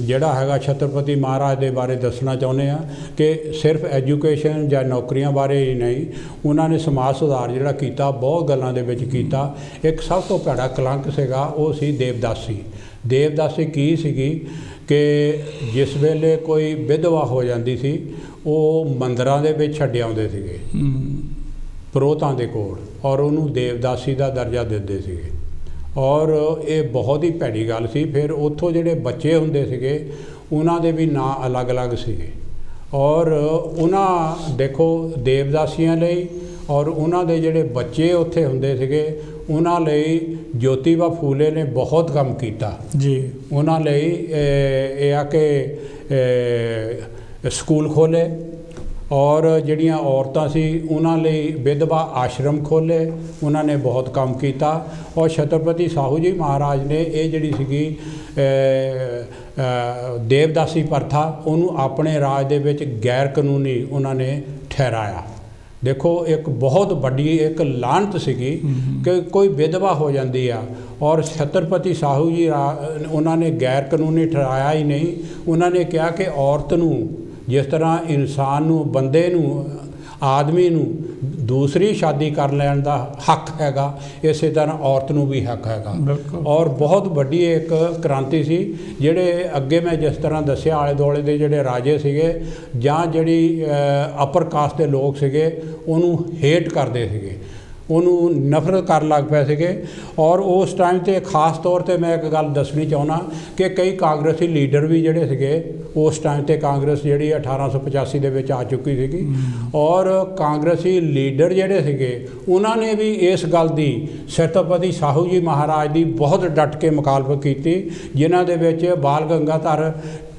ਤਿਲਕ ਗੋਪਾਲ ਕ੍ਰਿਸ਼ਨ ਗੋਖਲੇ ਔਰ ਬਾਲ ਗੰਗਾਧਰ ਤਿਲਕ ਨੇ ਇੱਕ ਕਾਨਫਰੰਸ ਦੇ ਵਿੱਚ ਕਿਹਾ ਸੀਗਾ ਕਿ ਤੁਸੀਂ ਮਤਲਬ ਜਿਹੜੇ ਆ ਕਹਿੰਦੇ ਕਿ ਛੋਟੀਆਂ ਜਾਤਾਂ ਦੇ ਵਿੱਚੋਂ ਚੁਣ ਕੇ ਜਿਹੜੇ ਆ ਉਹ ਪਾਰਲੀਮੈਂਟ ਦੇ ਵਿੱਚ ਆਉਣ ਜਾਂ ਉਹਨਾਂ ਦੀ ਸਾਹੂ ਜੀ ਮਹਾਰਾਜ ਦੀ ਕੌਂਸਲ ਦੇ ਵਿੱਚ ਆਉਣ ਤਾਂ ਉਹਨੇ ਕਿਹਾ ਕਿ ਇਹ ਤੇਲੀ ਧੋਬੀ ਕੁਨਾਬਤੀ ਪਾਰਲੀਮੈਂਟ ਦੇ ਵਿੱਚ ਆ ਕੇ ਕੀ ਇਹ ਹਲ ਚਲਾਉਣਗੇ ਦੇਖੋ ਨਾ ਔਰ ਕਿੰਨੀ ਇਨਸਲਟ ਦੀ ਗੱਲ ਹੈ ਕਿ ਤੇਲੀ ਧੋਬੀ ਆ ਕੇ ਪਾਰਲੀਮੈਂਟ ਦੇ ਵਿੱਚ ਕੀ ਕਰੋਗੇ ਹਲ ਚਲਾਉਣਗੇ ਇਹਨਾਂ ਨੂੰ ਤਾਂ ਹਲ ਵੀ ਨਹੀਂ ਚਲਾਉਣਾ ਆਉਂਦਾ ਇਹ ਬੰਦੇ ਉਹਨਾਂ ਦੀ ਕਰੀਮ ਹੈ ਲੀਡਰਸ਼ਿਪ ਬਾਹਮਣਾ ਦੀ ਇਹ ਇਹੋ ਜਿਹਾ ਵਿਚਾਰ ਹੈਗੇ ਆ ਕੀ ਮੁਲਕਾਂ ਦਾ ਭਲਾ ਕਰਨਗੇ ਇਹ ਬਿਲਕੁਲ ਬਿਲਕੁਲ ਹੈ ਜੀ ਔਰ ਦੇਖੋ ਨਾ ਕਿ ਇੱਕ ਗੱਲ ਇਹ ਹੈਗੀ ਆ ਅੱਜ ਵੀ ਸਾਬਤ ਹੁੰਦੀ ਆ ਕਿ ਬੜਾ ਮਾਣ ਹੈ ਸਾਨੂੰ ਫਖਰ ਹੁੰਦਾ ਹੈਗਾ ਕਿ ਛੋਟੀਆਂ ਜਾਤਾਂ ਦੇ ਵਿੱਚੋਂ ਇਸ ਵੇਲੇ ਭਾਰਤ ਦੇ ਰਾਸ਼ਟਰਪਤੀ ਹਾਂਜੀ ਦਲਿਤ ਕਲਾਸ 'ਚੋਂ ਆ ਉਹ ਰਾਸ਼ਟਰਪਤੀ ਬਣ ਗਿਆ ਦਵਿੰਦਰ ਜੀ।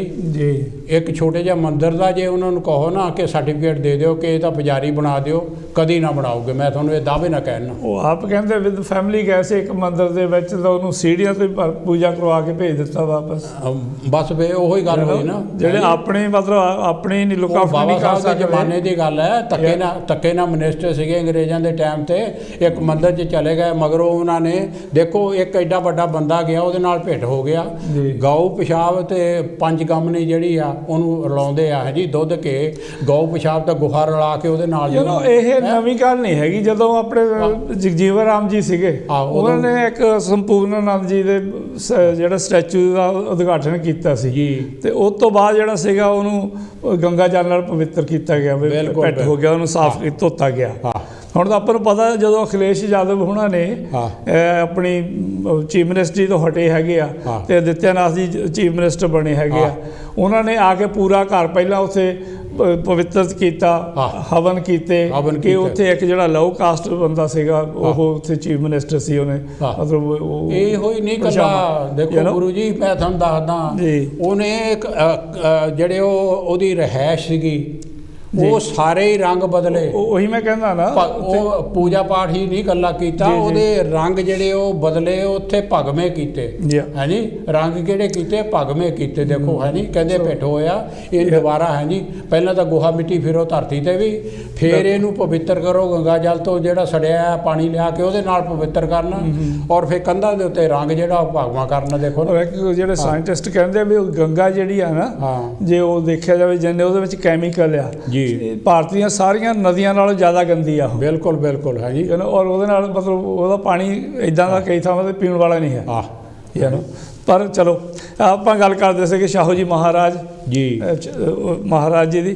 ਹੁਣ ਉਹਨਾਂ ਨੇ ਬਾਬਾ ਸਾਹਿਬ ਦੀ ਐਜੂਕੇਸ਼ਨ ਵਿੱਚ ਵੀ ਕਾਫੀ ਉਹਨਾਂ ਨੇ ਹੈਲਪ ਕੀਤੀ। ਬਿਲਕੁਲ। ਔਰ ਜਿਹੜਾ ਮੂਕ ਨਾਇਕ ਪੇਪਰ ਚਲਾਇਆ ਉਹਦੇ ਵਿੱਚ ਉਹਨਾਂ ਨੇ ਹੈਲਪ ਕੀਤੀ, ਬਹੁਤ ਹੈਲਪ ਕੀਤੀ ਹੈ। ਔਰ ਜਦੋਂ 1920 ਦੇ ਵਿੱਚ ਇੱਕ ਨਾ ਮਾੜ ਜਗ੍ਹਾ ਦੇ ਵਿੱਚ ਲੱਖਾਂ ਹੀ ਲੋਕਾਂ ਦੀ ਮਤਲਬ 1 ਲੱਖ ਦਲਿਤ ਲੋਕਾਂ ਦੀ ਕਾਨਫਰੰਸ ਉਹਨਾਂ ਨੇ ਕੀਤੀ ਸੀਗੀ, ਸੱਦੀ ਸੀਗੀ, ਔਰ ਉਹਦੇ ਵਿੱਚ ਬਾਬਾ ਸਾਹਿਬ ਡਾਕਟਰ ਅੰਬੇਡਕਰ ਵੀ ਇਨਵਾਈਟਡ ਸੀਗੇ ਜੀ। ਤੇ ਉੱਥੇ ਉਹਨਾਂ ਨੇ ਛਤਰਪਤੀ ਸ਼ਾਹੂ ਜੀ ਮਹਾਰਾਜ ਨੇ ਇਹ ਕਿਹਾ ਕਿ ਅੱਜ ਤੁਹਾਨੂੰ ਇੱਕ ਨੇਤਾ ਇੱਦਾਂ ਦੇ ਲੀਡਰ ਮਿਲ ਗਏ ਜਿਹੜੇ ਕਿ ਤੁਹਾਡੀਆਂ ਜਿਹੜੀਆਂ ਗੁਲਾਮੀ ਦੀਆਂ ਜੰਜੀਰਾਂ ਹੈਗੀਆਂ, ਬੇੜੀਆਂ ਹੈਗੀਆਂ, ਇਹ ਤੁਹਾਡੀ ਜੇ ਤੁਹਾਡੇ ਲਈ ਮੁਕਤੀ ਦਾਤਾ ਤੁਹਾਨੂੰ ਮਿਲ ਗਏ ਹੈਗੇ। ਮੈਨੂੰ ਯਕੀਨ ਇਸ ਚੀਜ਼ ਦਾ, ਔਰ ਇਹ ਸੱਚ ਵੀ ਹੋਇਆ। ਬਿਲਕੁਲ ਜਿਹੜਾ ਉਹਨਾਂ ਨੇ ਮਤਲਬ ਦੱਸਿਆ ਹੈਗਾ, ਜਦੋਂ ਸੰਵਿਧਾਨ ਬਣਾਇਆ, ਐਕਚੁਅਲੀ ਸੰਵਿਧਾਨ ਬਣਾ ਕੇ ਉਹਨਾਂ ਨੇ ਸਹੀ ਮਾਇਨੇ 'ਚ ਜਿਹੜੀ ਕਾਨੂੰਨੀ ਤੌਰ 'ਤੇ ਗੁਲਾਮੀ ਦੀਆਂ ਜੰਜੀਰਾਂ ਤੋੜ ਦਿੱਤੀਆਂ। ਬਿਲਕੁਲ। ਹੈਲੋ ਜੀ, ਜੈ ਗੁਰਦੇਵ, ਜੈ ਭੀਮ। ਕੌਣ ਤੇ ਕਿੱਥੋਂ ਸਾਹਿਬ ਜੀ? ਹੈਲੋ ਜੀ, ਜੈ ਗੁਰਦੇਵ, ਜੈ ਭੀਮ ਜੀ। ਪ੍ਰੇਮ ਮਾਨ ਜੀ, ਤੁਹਾਡਾ ਸਵਾਗਤ ਹੈ ਕਾਂਸ਼ੀ ਟੀਵੀ ਤੇ। ਤੇ ਦੇਖੋ ਜੀ, ਪਹਿਲੇ ਤੇ ਛਤਰਪਤੀ ਸ਼ਾਹੂ ਮਹਾਰਾਜ ਜੀ ਦੇ ਜਨਮ ਦਿਨ ਦੀਆਂ ਸਾਰਿਆਂ ਨੂੰ ਵਧਾਈਆਂ ਜੀ। ਇਹਨਾਂ ਦਾ ਜਨਮ 26 ਜੂਨ 1874 ਨੂੰ ਹੋਇਆ ਸੀ। ਤੇ ਦੇਖੋ ਉਹਨਾਂ ਨੇ ਛੋਟੀ ਉਮਰ ਦੇ ਵਿੱਚ ਹੀ ਉਹਨਾਂ ਦੀ ਪਹਿਲੇ 3 ਸਾਲ ਦੇ ਜੋ ਉਹਨਾਂ ਦੀ ਮਾਤਾ ਜੀ ਚਲੇ ਗਏ, ਤਾਂ ਫਿਰ ਉਹਨਾਂ ਨੂੰ ਜਿਸ ਵੇਲੇ 18 ਸਾਲ ਦੇ ਰਾਜਗੱਦੀ ਮਿਲੀ ਤਾਂ ਬ੍ਰਾਹਮਣਾਂ ਨੇ ਉਹਨਾਂ ਨੂੰ ਉਹ ਵਤੀਰਾ ਕੀਤਾ ਕਿ ਜਿਹੜਾ ਕਿ ਮਤਲਬ ਅੱਜ ਵੀ ਸਾਡੇ ਨਾਲ, ਸਾਡੇ ਲੋਕਾਂ ਨਾਲ ਉਹੀ ਹੋ ਰਿਹਾ। ਤੇ ਉਹਨਾਂ ਨੇ ਅਗਰ ਬਾਬਾ ਸਾਹਿਬ ਸਾਡੇ ਵਿੱਚ ਆਏ ਤਾਂ ਉਹਨਾਂ ਦੀ ਬਦੌਲਤ ਹੀ ਆਏ। ਉਹਨਾਂ ਨੇ ਜਿੰਨੀ ਉਹਨਾਂ ਦੀ ਹਮਦਰਦ ਕੀਤੀ ਤੇ ਹੋਰ ਕੋਈ ਨਹੀਂ ਸੀ ਕਰ ਸਕਦਾ ਜੀ ਜੀ। ਤੇ ਕਿਉਂਕਿ ਛਤਰਪਤੀ ਸ਼ਾਹੂ ਜੀ ਮਹਾਰਾਜ ਨੇ ਉਹਨਾਂ ਨੂੰ ਵਜ਼ੀਫਾ ਦੇ ਕੇ ਬਾਹਰ ਭੇਜਿਆ, ਉਹਨਾਂ ਨੇ ਐਜੂਕੇਸ਼ਨ ਕੀਤੀ, ਲੇਕਿਨ ਸ਼ਾਹੂ ਜੀ ਮਹਾਰਾਜ ਨੇ ਉਸ ਵੇਲੇ ਉਹ ਕੰਮ ਕੀਤੇ ਜਿਹੜੇ ਕਿ ਮਤਲਬ ਬ੍ਰਾਹਮਣਾਂ ਨੂੰ, ਇਹ ਜਿਹੜੇ ਮਨੂਵਾਦੀ ਲੋਕ ਨੇ, ਇਹਨਾਂ ਨੂੰ ਹਜਮ ਨਹੀਂ ਹੋਏ। ਬਿਲਕੁਲ। ਤੇ ਇਸ ਕਰਕੇ ਉਹਨਾਂ ਨੇ ਦੇਖੋ ਉਸ ਵੇਲੇ ਕਿਤੇ ਨਾ ਛਤਰਪਤੀ ਸ਼ਾਹੂ ਮਹਾਰਾਜ ਜੀ ਉਹਨਾਂ ਨੇ ਸਮਾਜਿਕ, ਆਰਥਿਕ, ਧਾਰਮਿਕ, ਸਿੱਖਿਆ, ਹੋਰ ਸਾਰੇ ਜਿੰਨੀਆਂ ਮਤਲਬ ਉਹਨਾਂ ਨੇ ਜਿਹੜੇ ਲੋਕਾਂ ਦੇ ਕੰਮ ਸਿੱਖਣ ਦੇ ਸੀਗੇ, ਸ਼ਿਲਪ ਕਲਾ ਸਿੱਖਣ ਦੇ, ਉਹਨਾਂ ਨੇ ਸਕੂਲ ਤੱਕ ਖੋਲੇ ਤਾਂ ਕਿ ਸਾਡੇ ਲੋਕ ਜਿਹੜੇ ਉੱਥੇ ਜਾ ਕੇ ਸਕੂਲਾਂ ਦੇ ਵਿੱਚ ਪੜ੍ਹ ਸਕਣ। ਤੇ ਇਹ ਚੀਜ਼ ਇਹਨਾਂ ਨੂੰ ਹਜਮ ਨਹੀਂ ਹੋਈ, ਕਿਉਂਕਿ ਇੱਕ ਵਾਰੀ ਤੁਹਾਨੂੰ ਪਤਾ ਹੈ ਕਿ ਉਹ ਜਿਸ ਵੇਲੇ ਨਹਾਉਣ ਗਏ ਸੀਗੇ ਨਦੀ ਦੇ ਵਿੱਚ, ਪੂਜਾ ਪਾਠ ਕਰਦੇ ਸਮੇਂ ਇੱਕ ਬ੍ਰਾਹਮਣ ਨੇ ਉਹ ਮੰਤਰ ਪੜ੍ਹਿਆ ਜਿਹੜਾ ਕਿ ਮਤਲਬ ਸੰਸਕਾਰ ਵੇਲੇ ਪੜ੍ਹਿਆ ਜਾਂਦਾ ਜੀ ਜੀ। ਇਹੋ ਜੀ ਇੰਨੀ ਜੈਲਸ ਉਹਨਾਂ ਦੇ ਨਾਲ ਕਰਦੇ ਸੀ ਸਾਡੇ ਇਹ ਕਿਹਦੇ ਨਾਲ ਪੰਡਤ, ਕਿਉਂਕਿ ਉਹ ਉਸ ਵੇਲੇ ਜਦ ਉਹ ਮੰਤਰ ਪੜ੍ਹ ਰਿਹਾ ਸੀ ਪੰਡਤ, ਤੇ ਉਹ ਨਾਲ ਇੱਕ ਹੋਰ ਆਦਮੀ ਸੀਗਾ ਉਹਨਾਂ ਦਾ ਨੌਕਰ, ਉਹਨਾਂ ਨੇ ਉਹਨਾਂ ਨੂੰ ਦੱਸਿਆ ਕਿ ਮਤਲਬ ਇਹ ਜਿਹੜਾ ਮੰਤਰ ਪੜ੍ਹ ਰਿਹਾ ਇਹ ਇਹ ਸਾਡੇ ਲੋਕਾਂ, ਇਹ ਜਿਹੜੇ ਰਾਜੇ ਮਹਾਰਾਜੇ ਉਹਨਾਂ ਲਈ ਨਹੀਂ, ਇਹ ਜਿਹੜੇ ਲੋਕਾਂ ਦਾ ਸੰਸਕਾਰ ਹੁੰਦਾ ਉਹਨਾਂ ਲਈ ਆ। ਤਾਂ ਪੰਡਤ ਨੂੰ ਪੁੱਛਿਆ ਵੀ ਤੂੰ ਇਹ ਮੰਤਰ ਕਿਉਂ ਪੜਿਆ? ਉਹ ਕਹਿੰਦਾ ਸ਼ੂਦਰਾਂ ਲਈ ਕੋਈ ਸਾਡੇ ਵੇਦਾਂ ਵਿੱਚ ਮੰਤਰ ਹੀ ਨਹੀਂ ਲਿਖਿਆ ਹੈ ਜਿਹੜਾ ਕਿ ਮਤਲਬ ਇਹ ਤੁਹਾਡੇ ਵਾਸਤੇ ਪੜਿਆ ਜਾਵੇ। ਤਾਂ ਫਿਰ ਉਹਨਾਂ ਨੇ ਜਿਹੜੇ ਪੰਡਤ ਸੀ, ਪ੍ਰੋਤ ਸੀ, ਇਹਨਾਂ ਦਾ ਫਿਰ ਬਾਈਕਾਟ ਕੀਤਾ ਵੀ ਕੋਈ ਵੀ ਇਹਨਾਂ ਤੋਂ ਅਸੀਂ ਕਾਰਿਆਕਰਮ ਨਹੀਂ ਕਰਾਉਣਾ ਹੈਗਾ। ਤੇ ਜਿਹਨੇ ਛਤਰਪਤੀ ਮਹਾਰਾਜ ਜੀ ਨੇ ਸਾਡੇ ਸਮਾਜ ਲਈ ਕੰਮ ਕੀਤਾ ਨਾ, ਉਹ ਮਹਾਨ ਆ, ਉਹਨਾਂ ਨੇ ਕੰਮ ਕੀਤਾ। ਕਿਉਂਕਿ ਬਾਬਾ ਸਾਹਿਬ ਨੂੰ ਜਿੰਨਾ ਵੀ ਉਹਨਾਂ ਨੇ ਹੈਲਪ ਕੀਤੀ, ਉਹ ਬਾਬਾ ਸਾਹਿਬ ਦੇਖੋ ਅੱਜ ਅਗਰ ਅਸੀਂ ਇੱਥੇ ਬੈਠੇ ਹਾਂ, ਉਹ ਬਾਬਾ ਸਾਹਿਬ ਦੀ ਬਦੌਲਤ ਬੈਠੇ ਹਾਂ। ਅਗਰ ਛਤਰਪਤੀ ਸ਼ਾਹੂ ਜੀ ਮਹਾਰਾਜ ਉਸ ਵੇਲੇ ਉਹਨਾਂ ਦਾ ਬਾਂਹ ਨਾ ਫੜਦੇ ਮੁਸੀਬਤ ਵੇਲੇ, ਤਾਂ ਉਹ ਪੜ੍ਹ ਨਹੀਂ ਸੀ ਸਕਦੇ। ਤੇ ਬਾਬਾ ਸਾਹਿਬ ਸਾਡੇ ਵਿੱਚ ਸਾਡਾ ਸੰਵਿਧਾਨ ਨਹੀਂ ਸੀ ਲਿਖ ਸਕਦੇ, ਸਾਡਾ ਸੰਵਿਧਾਨ ਲਿਖ ਕੇ ਸਾਨੂੰ ਹੱਕ ਨਹੀਂ ਸੀ ਮਿਲ ਸਕਦੇ। ਤੇ ਕੀ ਅਸੀਂ ਇਹਨਾਂ ਜਿਹੜੇ ਸਾਡੇ ਇਹ ਰਹਿਬਰ ਹੋਏ ਆ, ਇਹ ਰਹਿਬਰਾਂ ਨਾਲ ਵੀ ਉੱਤੇ ਹੋਏ ਜਿਨ੍ਹਾਂ ਨੇ ਕਿ ਸਾਡਾ ਜੀਵਨ ਬਦਲ ਕੇ ਰੱਖ ਦਿੱਤਾ। ਪਰ ਅਸੀਂ ਲੋਕ ਅੱਜ ਜਿਹੜੇ ਇਹਨਾਂ ਬਾਬਾ ਸਾਹਿਬ ਨੂੰ, ਛਤਰਪਤੀ ਸ਼ਾਹੂ ਜੀ ਮਹਾਰਾਜ, ਹੋਰ ਜਿਹਨੇ ਜੋਤੀ ਰਾਏ ਫੂਲੇ ਜੀ, ਇਹ ਜਿਹੜੇ ਸਾਡੇ ਰਹਿਬਰ ਹੋਏ, ਇਹ ਸਾਡੇ ਜਿਹੜੇ ਮਹਾਨ ਸ਼ਖਸੀਅਤਾਂ ਹੋਈਆਂ, ਸਾਨੂੰ ਇਹਨਾਂ ਨੂੰ ਹਮੇਸ਼ਾ ਯਾਦ ਰੱਖਣਾ ਚਾਹੀਦਾ। ਔਰ ਇਹਨਾਂ ਦੇ ਜਨਮ ਦਿਨ ਤੋਂ ਮਨਾਉਣ ਤੋਂ ਸਾਨੂੰ ਕੁਝ ਸਿੱਖਿਆ ਲੈਣੀ ਚਾਹੀਦੀ ਕਿ ਅਸੀਂ ਸਮਾਜ ਦਾ ਕਿੱਦਾਂ ਫਾਇਦਾ ਕਰ ਸਕਦੇ ਹਾਂ। ਔਰ ਕਿਉਂਕਿ ਬਾਬਾ ਸਾਹਿਬ ਤਾਂ ਮੁੜ ਕੇ ਨਹੀਂ ਆ ਸਕਦੇ, ਗੁਰੂ ਰਵਿਦਾਸ ਜੀ ਨਹੀਂ ਮੁੜ ਕੇ ਆ ਸਕਦੇ, ਲੇਕਿਨ ਅੱਜ ਸਾਡੇ ਤੇ ਡਿਪੈਂਡ ਕਰਦਾ ਕਿ ਅਸੀਂ ਆਉਣ ਵਾਲੇ ਬੱਚਿਆਂ ਦਾ ਭਵਿੱਖ ਕਿੱਦਾਂ ਬਣਾਉਣਾ। ਹਾਂਜੀ, ਮੈਂ ਤਾਂ ਇੰਨਾ ਹੀ ਕਹਿੰਦਾ ਹੋਇਆ ਜੀ, ਤੇ ਉਹਨਾਂ ਨੂੰ ਬਹੁਤ ਬਹੁਤ ਸਭ ਨੂੰ ਵਧਾਈਆਂ ਦਿੰਦਾ। Thank you very much, very nice contribution Prem Maan ji, ਹਮੇਸ਼ਾ ਹੀ ਥੈਂਕ ਯੂ ਤੁਹਾਡਾ। ਹਾਂਜੀ ਹਾਂਜੀ, ਦੇਖੋ ਜਦੋਂ ਨਾ ਆਪਣੇ ਸ਼ਾਹ ਜੀ ਮਹਾਰਾਜ ਨੇ ਇਹ ਕਿਹਾ ਕਿ ਜਿਹੜੇ ਬਾਕੀ ਵੀ ਹੈਗੇ ਸਾਰੀਆਂ ਜਿਹੜੇ ਨਾਨ ਬ੍ਰਾਹਮਣਸ ਹੈਗੇ ਆ, ਉਹਨਾਂ ਨੂੰ ਵੀ ਜਿਹੜੀਆਂ ਜੌਬਾਂ ਦੇ ਵਿੱਚ, ਪੋਜੀਸ਼ਨਾਂ ਦੇ ਵਿੱਚ ਬਰਾਬਰ ਦਾ ਹਿੱਸਾ ਦੇਣਾ ਹੈਗਾ। 50% ਉਹ ਵੀ ਜੌਬਾਂ ਦੇ ਵਿੱਚ ਹੋਣਗੇ, ਸਾਰੇ ਪਾਸੇ ਹੋਣਗੇ। ਈਵਨ ਜਿਹੜੇ ਗੁਆਂਢੀ ਰਾਜਿਆਂ ਦੇ ਬ੍ਰਾਹਮਣ ਸੀ, ਜਦੋਂ ਤੁਸੀਂ ਪਹਿਲਾਂ ਮੈਂਸ਼ਨ ਕੀਤਾ ਨਾ, ਉਹ ਵੀ ਇਹਦਾ ਵਿਰੋਧ ਕਰਦੇ ਸੀਗੇ ਬਹੁਤ। ਤੇ ਉਹ ਆਏ ਵੀ ਇਹਨਾਂ ਦੇ ਕੋਲ, ਇੱਕ ਬ੍ਰਾਹਮਣ ਹੈਗਾ, ਉਹਦਾ ਬੇਅੰਤ ਤੇ ਪਤਾ ਨਹੀਂ ਕੁਛ ਇੱਦਾਂ ਦਾ ਨਾਂ ਕਰਕੇ ਸੀਗਾ, ਉਹ ਆਉਂਦਾ ਹੈਗਾ ਤੇ ਉਹ ਕਾਫੀ ਇਤਰਾਜ਼ ਕਰਦਾ ਸ਼ਾਹ ਜੀ ਮਹਾਰਾਜ ਵੀ ਇਹ ਤੁਸੀਂ ਠੀਕ ਨਹੀਂ ਕਰ ਰਹੇ। ਉਹ ਜਿਹੜੇ ਨਾ ਜਿੱਥੇ ਘੋੜੇ ਸੀ, ਘੋੜਿਆਂ ਦੇ ਤਬੇਲੇ ਦੇ ਵਿੱਚ ਲੈ ਕੇ ਜਾਂਦੇ ਆ, ਤਾਂ ਘੋੜਿਆਂ ਦੇ ਮੂੰਹ ਨੂੰ ਲਾਏ ਝੋਲੇ, ਇਕੱਲੇ ਇਕੱਲੇ ਦੇ ਮੂੰਹ ਦੇ ਵਿੱਚ ਮਤਲਬ ਹੈਗਾ ਫੂਡ ਤਾਂ ਖਾਈ ਜਾਂਦੇ ਆ, ਜਿੱਦਾਂ ਹੈਗਾ ਹੁੰਦਾ ਸਿਸਟਮ। ਤੇ ਉਹ ਕਹਿੰਦਾ ਠੀਕ ਹੈ। ਉਹ ਕਹਿੰਦਾ ਵੀ ਇੱਦਾਂ ਉਹਨੂੰ ਆਪਣੇ ਨੌਕਰਾਂ ਨੂੰ ਕਿਹਾ ਵੀ ਆਹ ਜਿਹੜਾ ਸਾਰਾ ਹੀ ਹੈਗੇ ਦਾਣੇ ਜਿਹੜੇ ਨਾ ਸੈਂਟਰ 'ਚ ਰੱਖ ਦਿਓ, ਉੱਤੇ ਚਾਦਰ ਵਿਛਾ ਕੇ ਉਹਦੇ ਇੱਥੇ ਰੱਖ ਦਿੱਤੇ ਤੇ ਸਾਰੇ ਘੋੜਿਆਂ ਨੂੰ ਛੱਡ ਦਿੱਤਾ। ਹੁਣ ਜਿਹੜੇ ਤਗੜੇ ਘੋੜੇ ਸੀਗੇ, ਉਹ ਤਾਂ ਬਾਕੀਆਂ ਨੂੰ ਦਲਤ ਮਾਰੇ, ਤਾਂ ਤਗੜੇ ਜਿਹੜੇ ਸੀਗੇ ਉਹ ਖਾਣ ਲੱਗ ਪਏ, ਤੇ ਜਿਹੜੇ ਕਮਜ਼ੋਰ ਸੀ ਉਹ ਵਿਚਾਰੇ ਪਿੱਛੇ ਖੜੇ ਦੇਖੀ ਜਾਣ। ਉਹ ਕਹਿੰਦੇ ਵੀ ਦੱਸੋ ਇਹ ਸਹੀ ਆ ਹੁਣ ਵੀ ਇਹਨਾਂ ਦਾ ਕੀ ਇਲਾਜ ਹੋਵੇ? ਜਿਹੜੇ ਮਾੜੇ ਹੈਗੇ, ਕਮਜ਼ੋਰ ਹੈਗੇ, ਜਿਹੜੇ ਪਿੱਛੇ ਹੈ, ਜਿਹੜੇ ਨਹੀਂ ਲੜਾਈ ਕਰਕੇ ਖਾ ਸਕਦੇ, ਇਹਨਾਂ ਗੋਲੀ ਮਾਰ ਦਈਏ। ਯੂ ਨੋ ਜਿਹੜੇ ਬੰਦੇ ਕਮਜ਼ੋਰ ਆ ਉਹਨਾਂ ਨੂੰ ਕੀ ਗੋਲੀ ਮਾਰ ਦਈਏ? ਜਿਹੜੇ ਘੋੜੇ ਕਮਜ਼ੋਰ ਉਹਨਾਂ ਨੂੰ ਗੋਲੀ ਮਾਰ ਦਈਏ। ਉਹਨਾਂ ਪੁੱਛਿਆ ਵੀ ਤੁਸੀਂ ਮੈਨੂੰ ਇਹ ਕਿਉਂ ਦਿਖਾਉਣੇ ਆ? ਫਿਰ ਉਹ ਕਹਿੰਦਾ ਵੀ ਆਹ ਜਿਹੜੀ ਗੱਲ ਹੈਗੀ ਆ ਸਮਾਜ ਦੇ ਵਿੱਚ ਅੱਜ ਕੱਲ੍ਹ ਵੀ ਇਹੀ ਹੋ ਰਹੀ ਆ, ਯੂ ਨੋ ਵੀ ਜਦ ਸਮਾਜ ਵਿੱਚ ਜਿਹੜੇ ਕਮਜ਼ੋਰ ਆ ਉਹਨਾਂ ਨੂੰ ਵੀ ਖੁਰਾਕ ਤਾਂ ਉਨੀ ਚਾਹੀਦੀ ਹੈ ਨਾ, ਫਿਰ ਹੀ ਤਕੜੇ ਹੋਣਗੇ। ਸੋ ਇਹ ਸਿਸਟਮ ਹੈਗਾ, ਅੱਜ ਵੀ ਲੋੜ ਆ। ਤੇ ਉਹਨਾਂ ਨੇ ਬਹੁਤ ਇੱਦਾਂ ਮਤਲਬ ਕੰਮ ਕੀਤੇ ਹੈਗੇ ਜਿਹਦਾ ਵਿਰੋਧ ਵੀ ਬਹੁਤ ਹੁੰਦਾ ਸੀ, ਪਰ ਉਹ ਆਪਣੇ ਜਿਹੜੀ ਸੀਗਾ ਉਹ ਆਪਣੀ ਧੁੰਦ ਪੱਕੇ ਸੀ। ਬਿਲਕੁਲ ਬਿਲਕੁਲ। ਔਰ ਉਹਨਾਂ ਦਾ ਇਹ ਸੀਗਾ ਕਿ ਪਿਆਰੇ ਦਰਸ਼ਕੋ, ਇਹ ਵੀ ਇੱਕ ਗੱਲ ਹੈਗੀ ਆ ਕਿ ਕਿਤੇ ਆਉਂਦੇ ਜਾਂਦੇ ਸੀਗੇ, ਉਹ ਘੁੰਮਦੇ ਫਿਰਦੇ ਸੀ, ਉਹ ਆਮ ਹੀ ਜਿਹੜੇ ਹੈ ਨਾ ਛੋਟੀਆਂ ਜਾਤਾਂ ਦੇ ਝੁੱਗੀਆਂ ਘਰ ਵਾ ਹੈ ਜੀ। ਉਹ ਬਾਬਾ ਸਾਹਿਬ ਦੀ ਵੀ ਇੱਕ ਹੈਗੀ ਆ, ਉਹਨਾਂ ਦੀ ਫਿਲਮ ਵੀ ਬਣਾਈ ਹੋਈ ਆ, ਔਰ ਉਹਦੇ ਵਿੱਚ ਵੀ ਉਹ ਦਿਖਾਉਂਦੇ ਆ ਕਿ ਆਮ ਹੀ ਚਲੇ ਜਾਂਦੇ ਸੀ ਬਿਨਾਂ ਹੀ ਨੋਟਿਸ ਤੋਂ ਹੈ ਜੀ। ਔਰ ਉਹਨਾਂ ਦਾ ਕਿਸੇ ਤਰ੍ਹਾਂ ਦਾ ਵੀ ਗੰਦਾ ਮੰਦਾ ਮੰਜਾ ਹੋਵੇ, ਟੁੱਟਾ ਹੋਵੇ, ਉਹਦੇ ਤੇ ਬਹਿ ਜਾਣਾ ਉਹਨਾਂ ਨੇ ਜਾ ਕੇ, ਔਰ ਕਹਿਣਾ ਚਾਹ ਦਾ ਕੱਪ ਦਿਓ ਮੈਨੂੰ। ਇੱਕ ਦਲਿਤ ਦੀ ਦੁਕਾਨ ਸੀਗੀ, ਚਾਹ ਦੀ ਦੁਕਾਨ, ਤੇ ਉੱਥੇ ਚਲੇ ਗਏ। ਮਤਲਬ ਉਹ ਕਹਿੰਦੇ ਵੀ ਚਾਹ ਦਾ ਕੱਪ, ਚਾਹ ਪੀਣੀ ਆ, ਨਾਲ ਹੋਰ ਵੀ ਜਿਹੜੇ ਇੱਕ ਦੋ ਨਾਲ ਹੋਣਗੇ, ਤੇ ਉਹ ਕਹਿੰਦੇ ਇਹਨਾਂ ਨੂੰ ਵੀ ਪਿਲਾਓ, ਮੈਨੂੰ ਵੀ ਪਿਲਾਓ। ਤੇ ਉਹ ਕਹਿੰਦੇ ਫਲਾਣੇ, ਉਹਦਾ ਨਾਮ ਵੀ ਸੀਗਾ, ਪਰ ਉਹ ਕਹਿੰਦੇ ਵੀ ਤੁਸੀਂ ਆਪਣੇ ਬੋਰਡ ਨਹੀਂ ਲਿਖਿਆ ਨਿਸ਼ਾਨਾ ਮੂਹਰੇ, ਵੀ ਸ਼ੌਪ ਦਾ ਨਾਂ ਨਹੀਂ ਲਿਖਿਆ, ਆਪਣਾ ਨਾਂ ਤੁਸੀਂ ਸ਼ੌਪ 'ਤੇ ਲਿਖਣਾ ਚਾਹੀਦਾ। ਉਹ ਕਹਿੰਦਾ ਜੀ ਫਿਰ ਤਾਂ ਕਹਿੰਦਾ ਇੱਥੇ ਕਿਸੇ ਨੇ ਆਉਣਾ ਹੀ ਨਹੀਂ ਹੈਗਾ। ਸੋ ਕਹਿੰਦਾ ਇਸ ਤਰੀਕੇ ਨਾਲ ਤੁਸੀਂ ਸਾਰਿਆਂ ਨੂੰ ਮਤਲਬ ਸਾਰਾ ਧਰਮ ਪ੍ਰੈਸਟ ਕਰੀ ਜਾਂਦੇ ਆ, ਸ਼ੁਗਰ 'ਚ ਕਰਦੇ ਆ। ਤੇ ਪਰ ਐਕਚੁਅਲੀ ਐਕਚੁਅਲੀ ਉਹਦੇ ਪਿੱਛੇ ਹਕੀਕਤ ਇਹ ਆ ਕਿ ਉਹ ਜਿਹੜਾ ਦਲਿਤ ਸੀਗਾ ਦੁਕਾਨ ਵਾਲਾ, ਜਿਹਦੀ ਚਾਹ ਦੀ ਦੁਕਾਨ ਸੀਗੀ, ਉਹ ਕਿਸੇ ਟਾਈਮ ਤੇ ਮਤਲਬ ਇਹਨਾਂ ਦੇ ਕੋਲ ਕੰਮ ਕਰਦਾ ਸੀਗਾ ਜੀ। ਤੇ ਜਿਹੜੇ ਇਹਦੇ ਹੋਰ ਮੰਤਰੀ ਸੀ ਉਹਨਾਂ ਨੇ ਉਹਦੀ ਬੇਇੱਜ਼ਤੀ ਕੀਤੀ, ਕਿਉਂਕਿ ਉਹਨੂੰ ਵੀ ਪਾਣੀ ਉੱਥੋਂ ਹੀ ਪੀ ਰਿਹਾ ਜਿੱਥੇ ਬਾਕੀ ਪੀਂਦੇ ਸੀਗੇ ਜੀ। ਹਾਂ, ਤੇ ਜਦੋਂ ਉਹਨੂੰ ਪਤਾ ਲੱਗਾ ਤਾਂ ਫਿਰ ਉਹਨਾਂ ਨੇ ਮਤਲਬ ਕਾਫੀ ਸਖਤ ਨੋਟਿਸ ਲਿਆ, ਦੂਜਿਆਂ ਨੂੰ ਸਜ਼ਾ ਵੀ ਦਿੱਤੀ ਜਿਨ੍ਹਾਂ ਨੇ ਉਹਦੇ ਨਾਲ ਫਰਕ ਕੀਤਾ, ਔਰ ਉਹਨੂੰ ਜਾ ਕੇ ਉਹਨੂੰ ਪੈਸੇ ਦਿੱਤੇ ਵੀ ਤੂੰ ਜਾ ਕੇ ਬਿਜ਼ਨਸ ਸੈਟਅਪ ਕਰ। ਤੇ ਉਹਨੇ ਫਿਰ ਜਾ ਕੇ ਬਿਜ਼ਨਸ ਸੈਟਅਪ ਕੀਤਾ, ਫਿਰ ਉੱਥੇ ਜਾ ਕੇ ਚਾਹ ਪੀ ਕੇ ਆਏ। ਤੇ ਫਿਰ ਸਾਰੇ ਉੱਥੇ ਬਾਕੀ ਦੇ ਵੀ ਜਾਣ ਲੱਗ ਪਏ, ਜਦੋਂ ਦੇਖਿਆ ਵੀ ਸਾਡਾ ਮਹਾਰਾਜਾ ਜਾਂਦਾ ਤੇ ਬਾਕੀ ਵੀ ਜਾਣ ਲੱਗ ਪਏ। ਫਿਰ ਉਹਨੂੰ ਕਿਹਾ ਵੀ ਹੁਣ ਚਾਹ ਤਾਂ ਤੂੰ ਬਣਾਉਂਦਾ ਹੀ ਆ, ਤੇ ਤੂੰ ਨਾਲ ਕੋਕਾ ਕੋਲਾ ਜਾਂ ਬਣਾਉਣ ਵਾਲੀ ਜਿਹੜੀ ਹੈਗੀ ਮੈਨੂੰ ਮਤਲਬ ਫਰੂਟ ਜੂਸ ਵਗੈਰਾ ਉਹ ਬਣਾਉਣ ਵਾਸਤੇ ਡਰਿੰਕ ਬਣਾਉਣ ਵਾਲੀ ਮਸ਼ੀਨ ਵੀ ਲਾ। ਫਿਰ ਉਹਦੇ ਲਈ ਹੋਰ ਐਕਸਟਰਾ ਪੈਸੇ ਦਿੱਤੇ ਉਹਨਾਂ ਨੇ।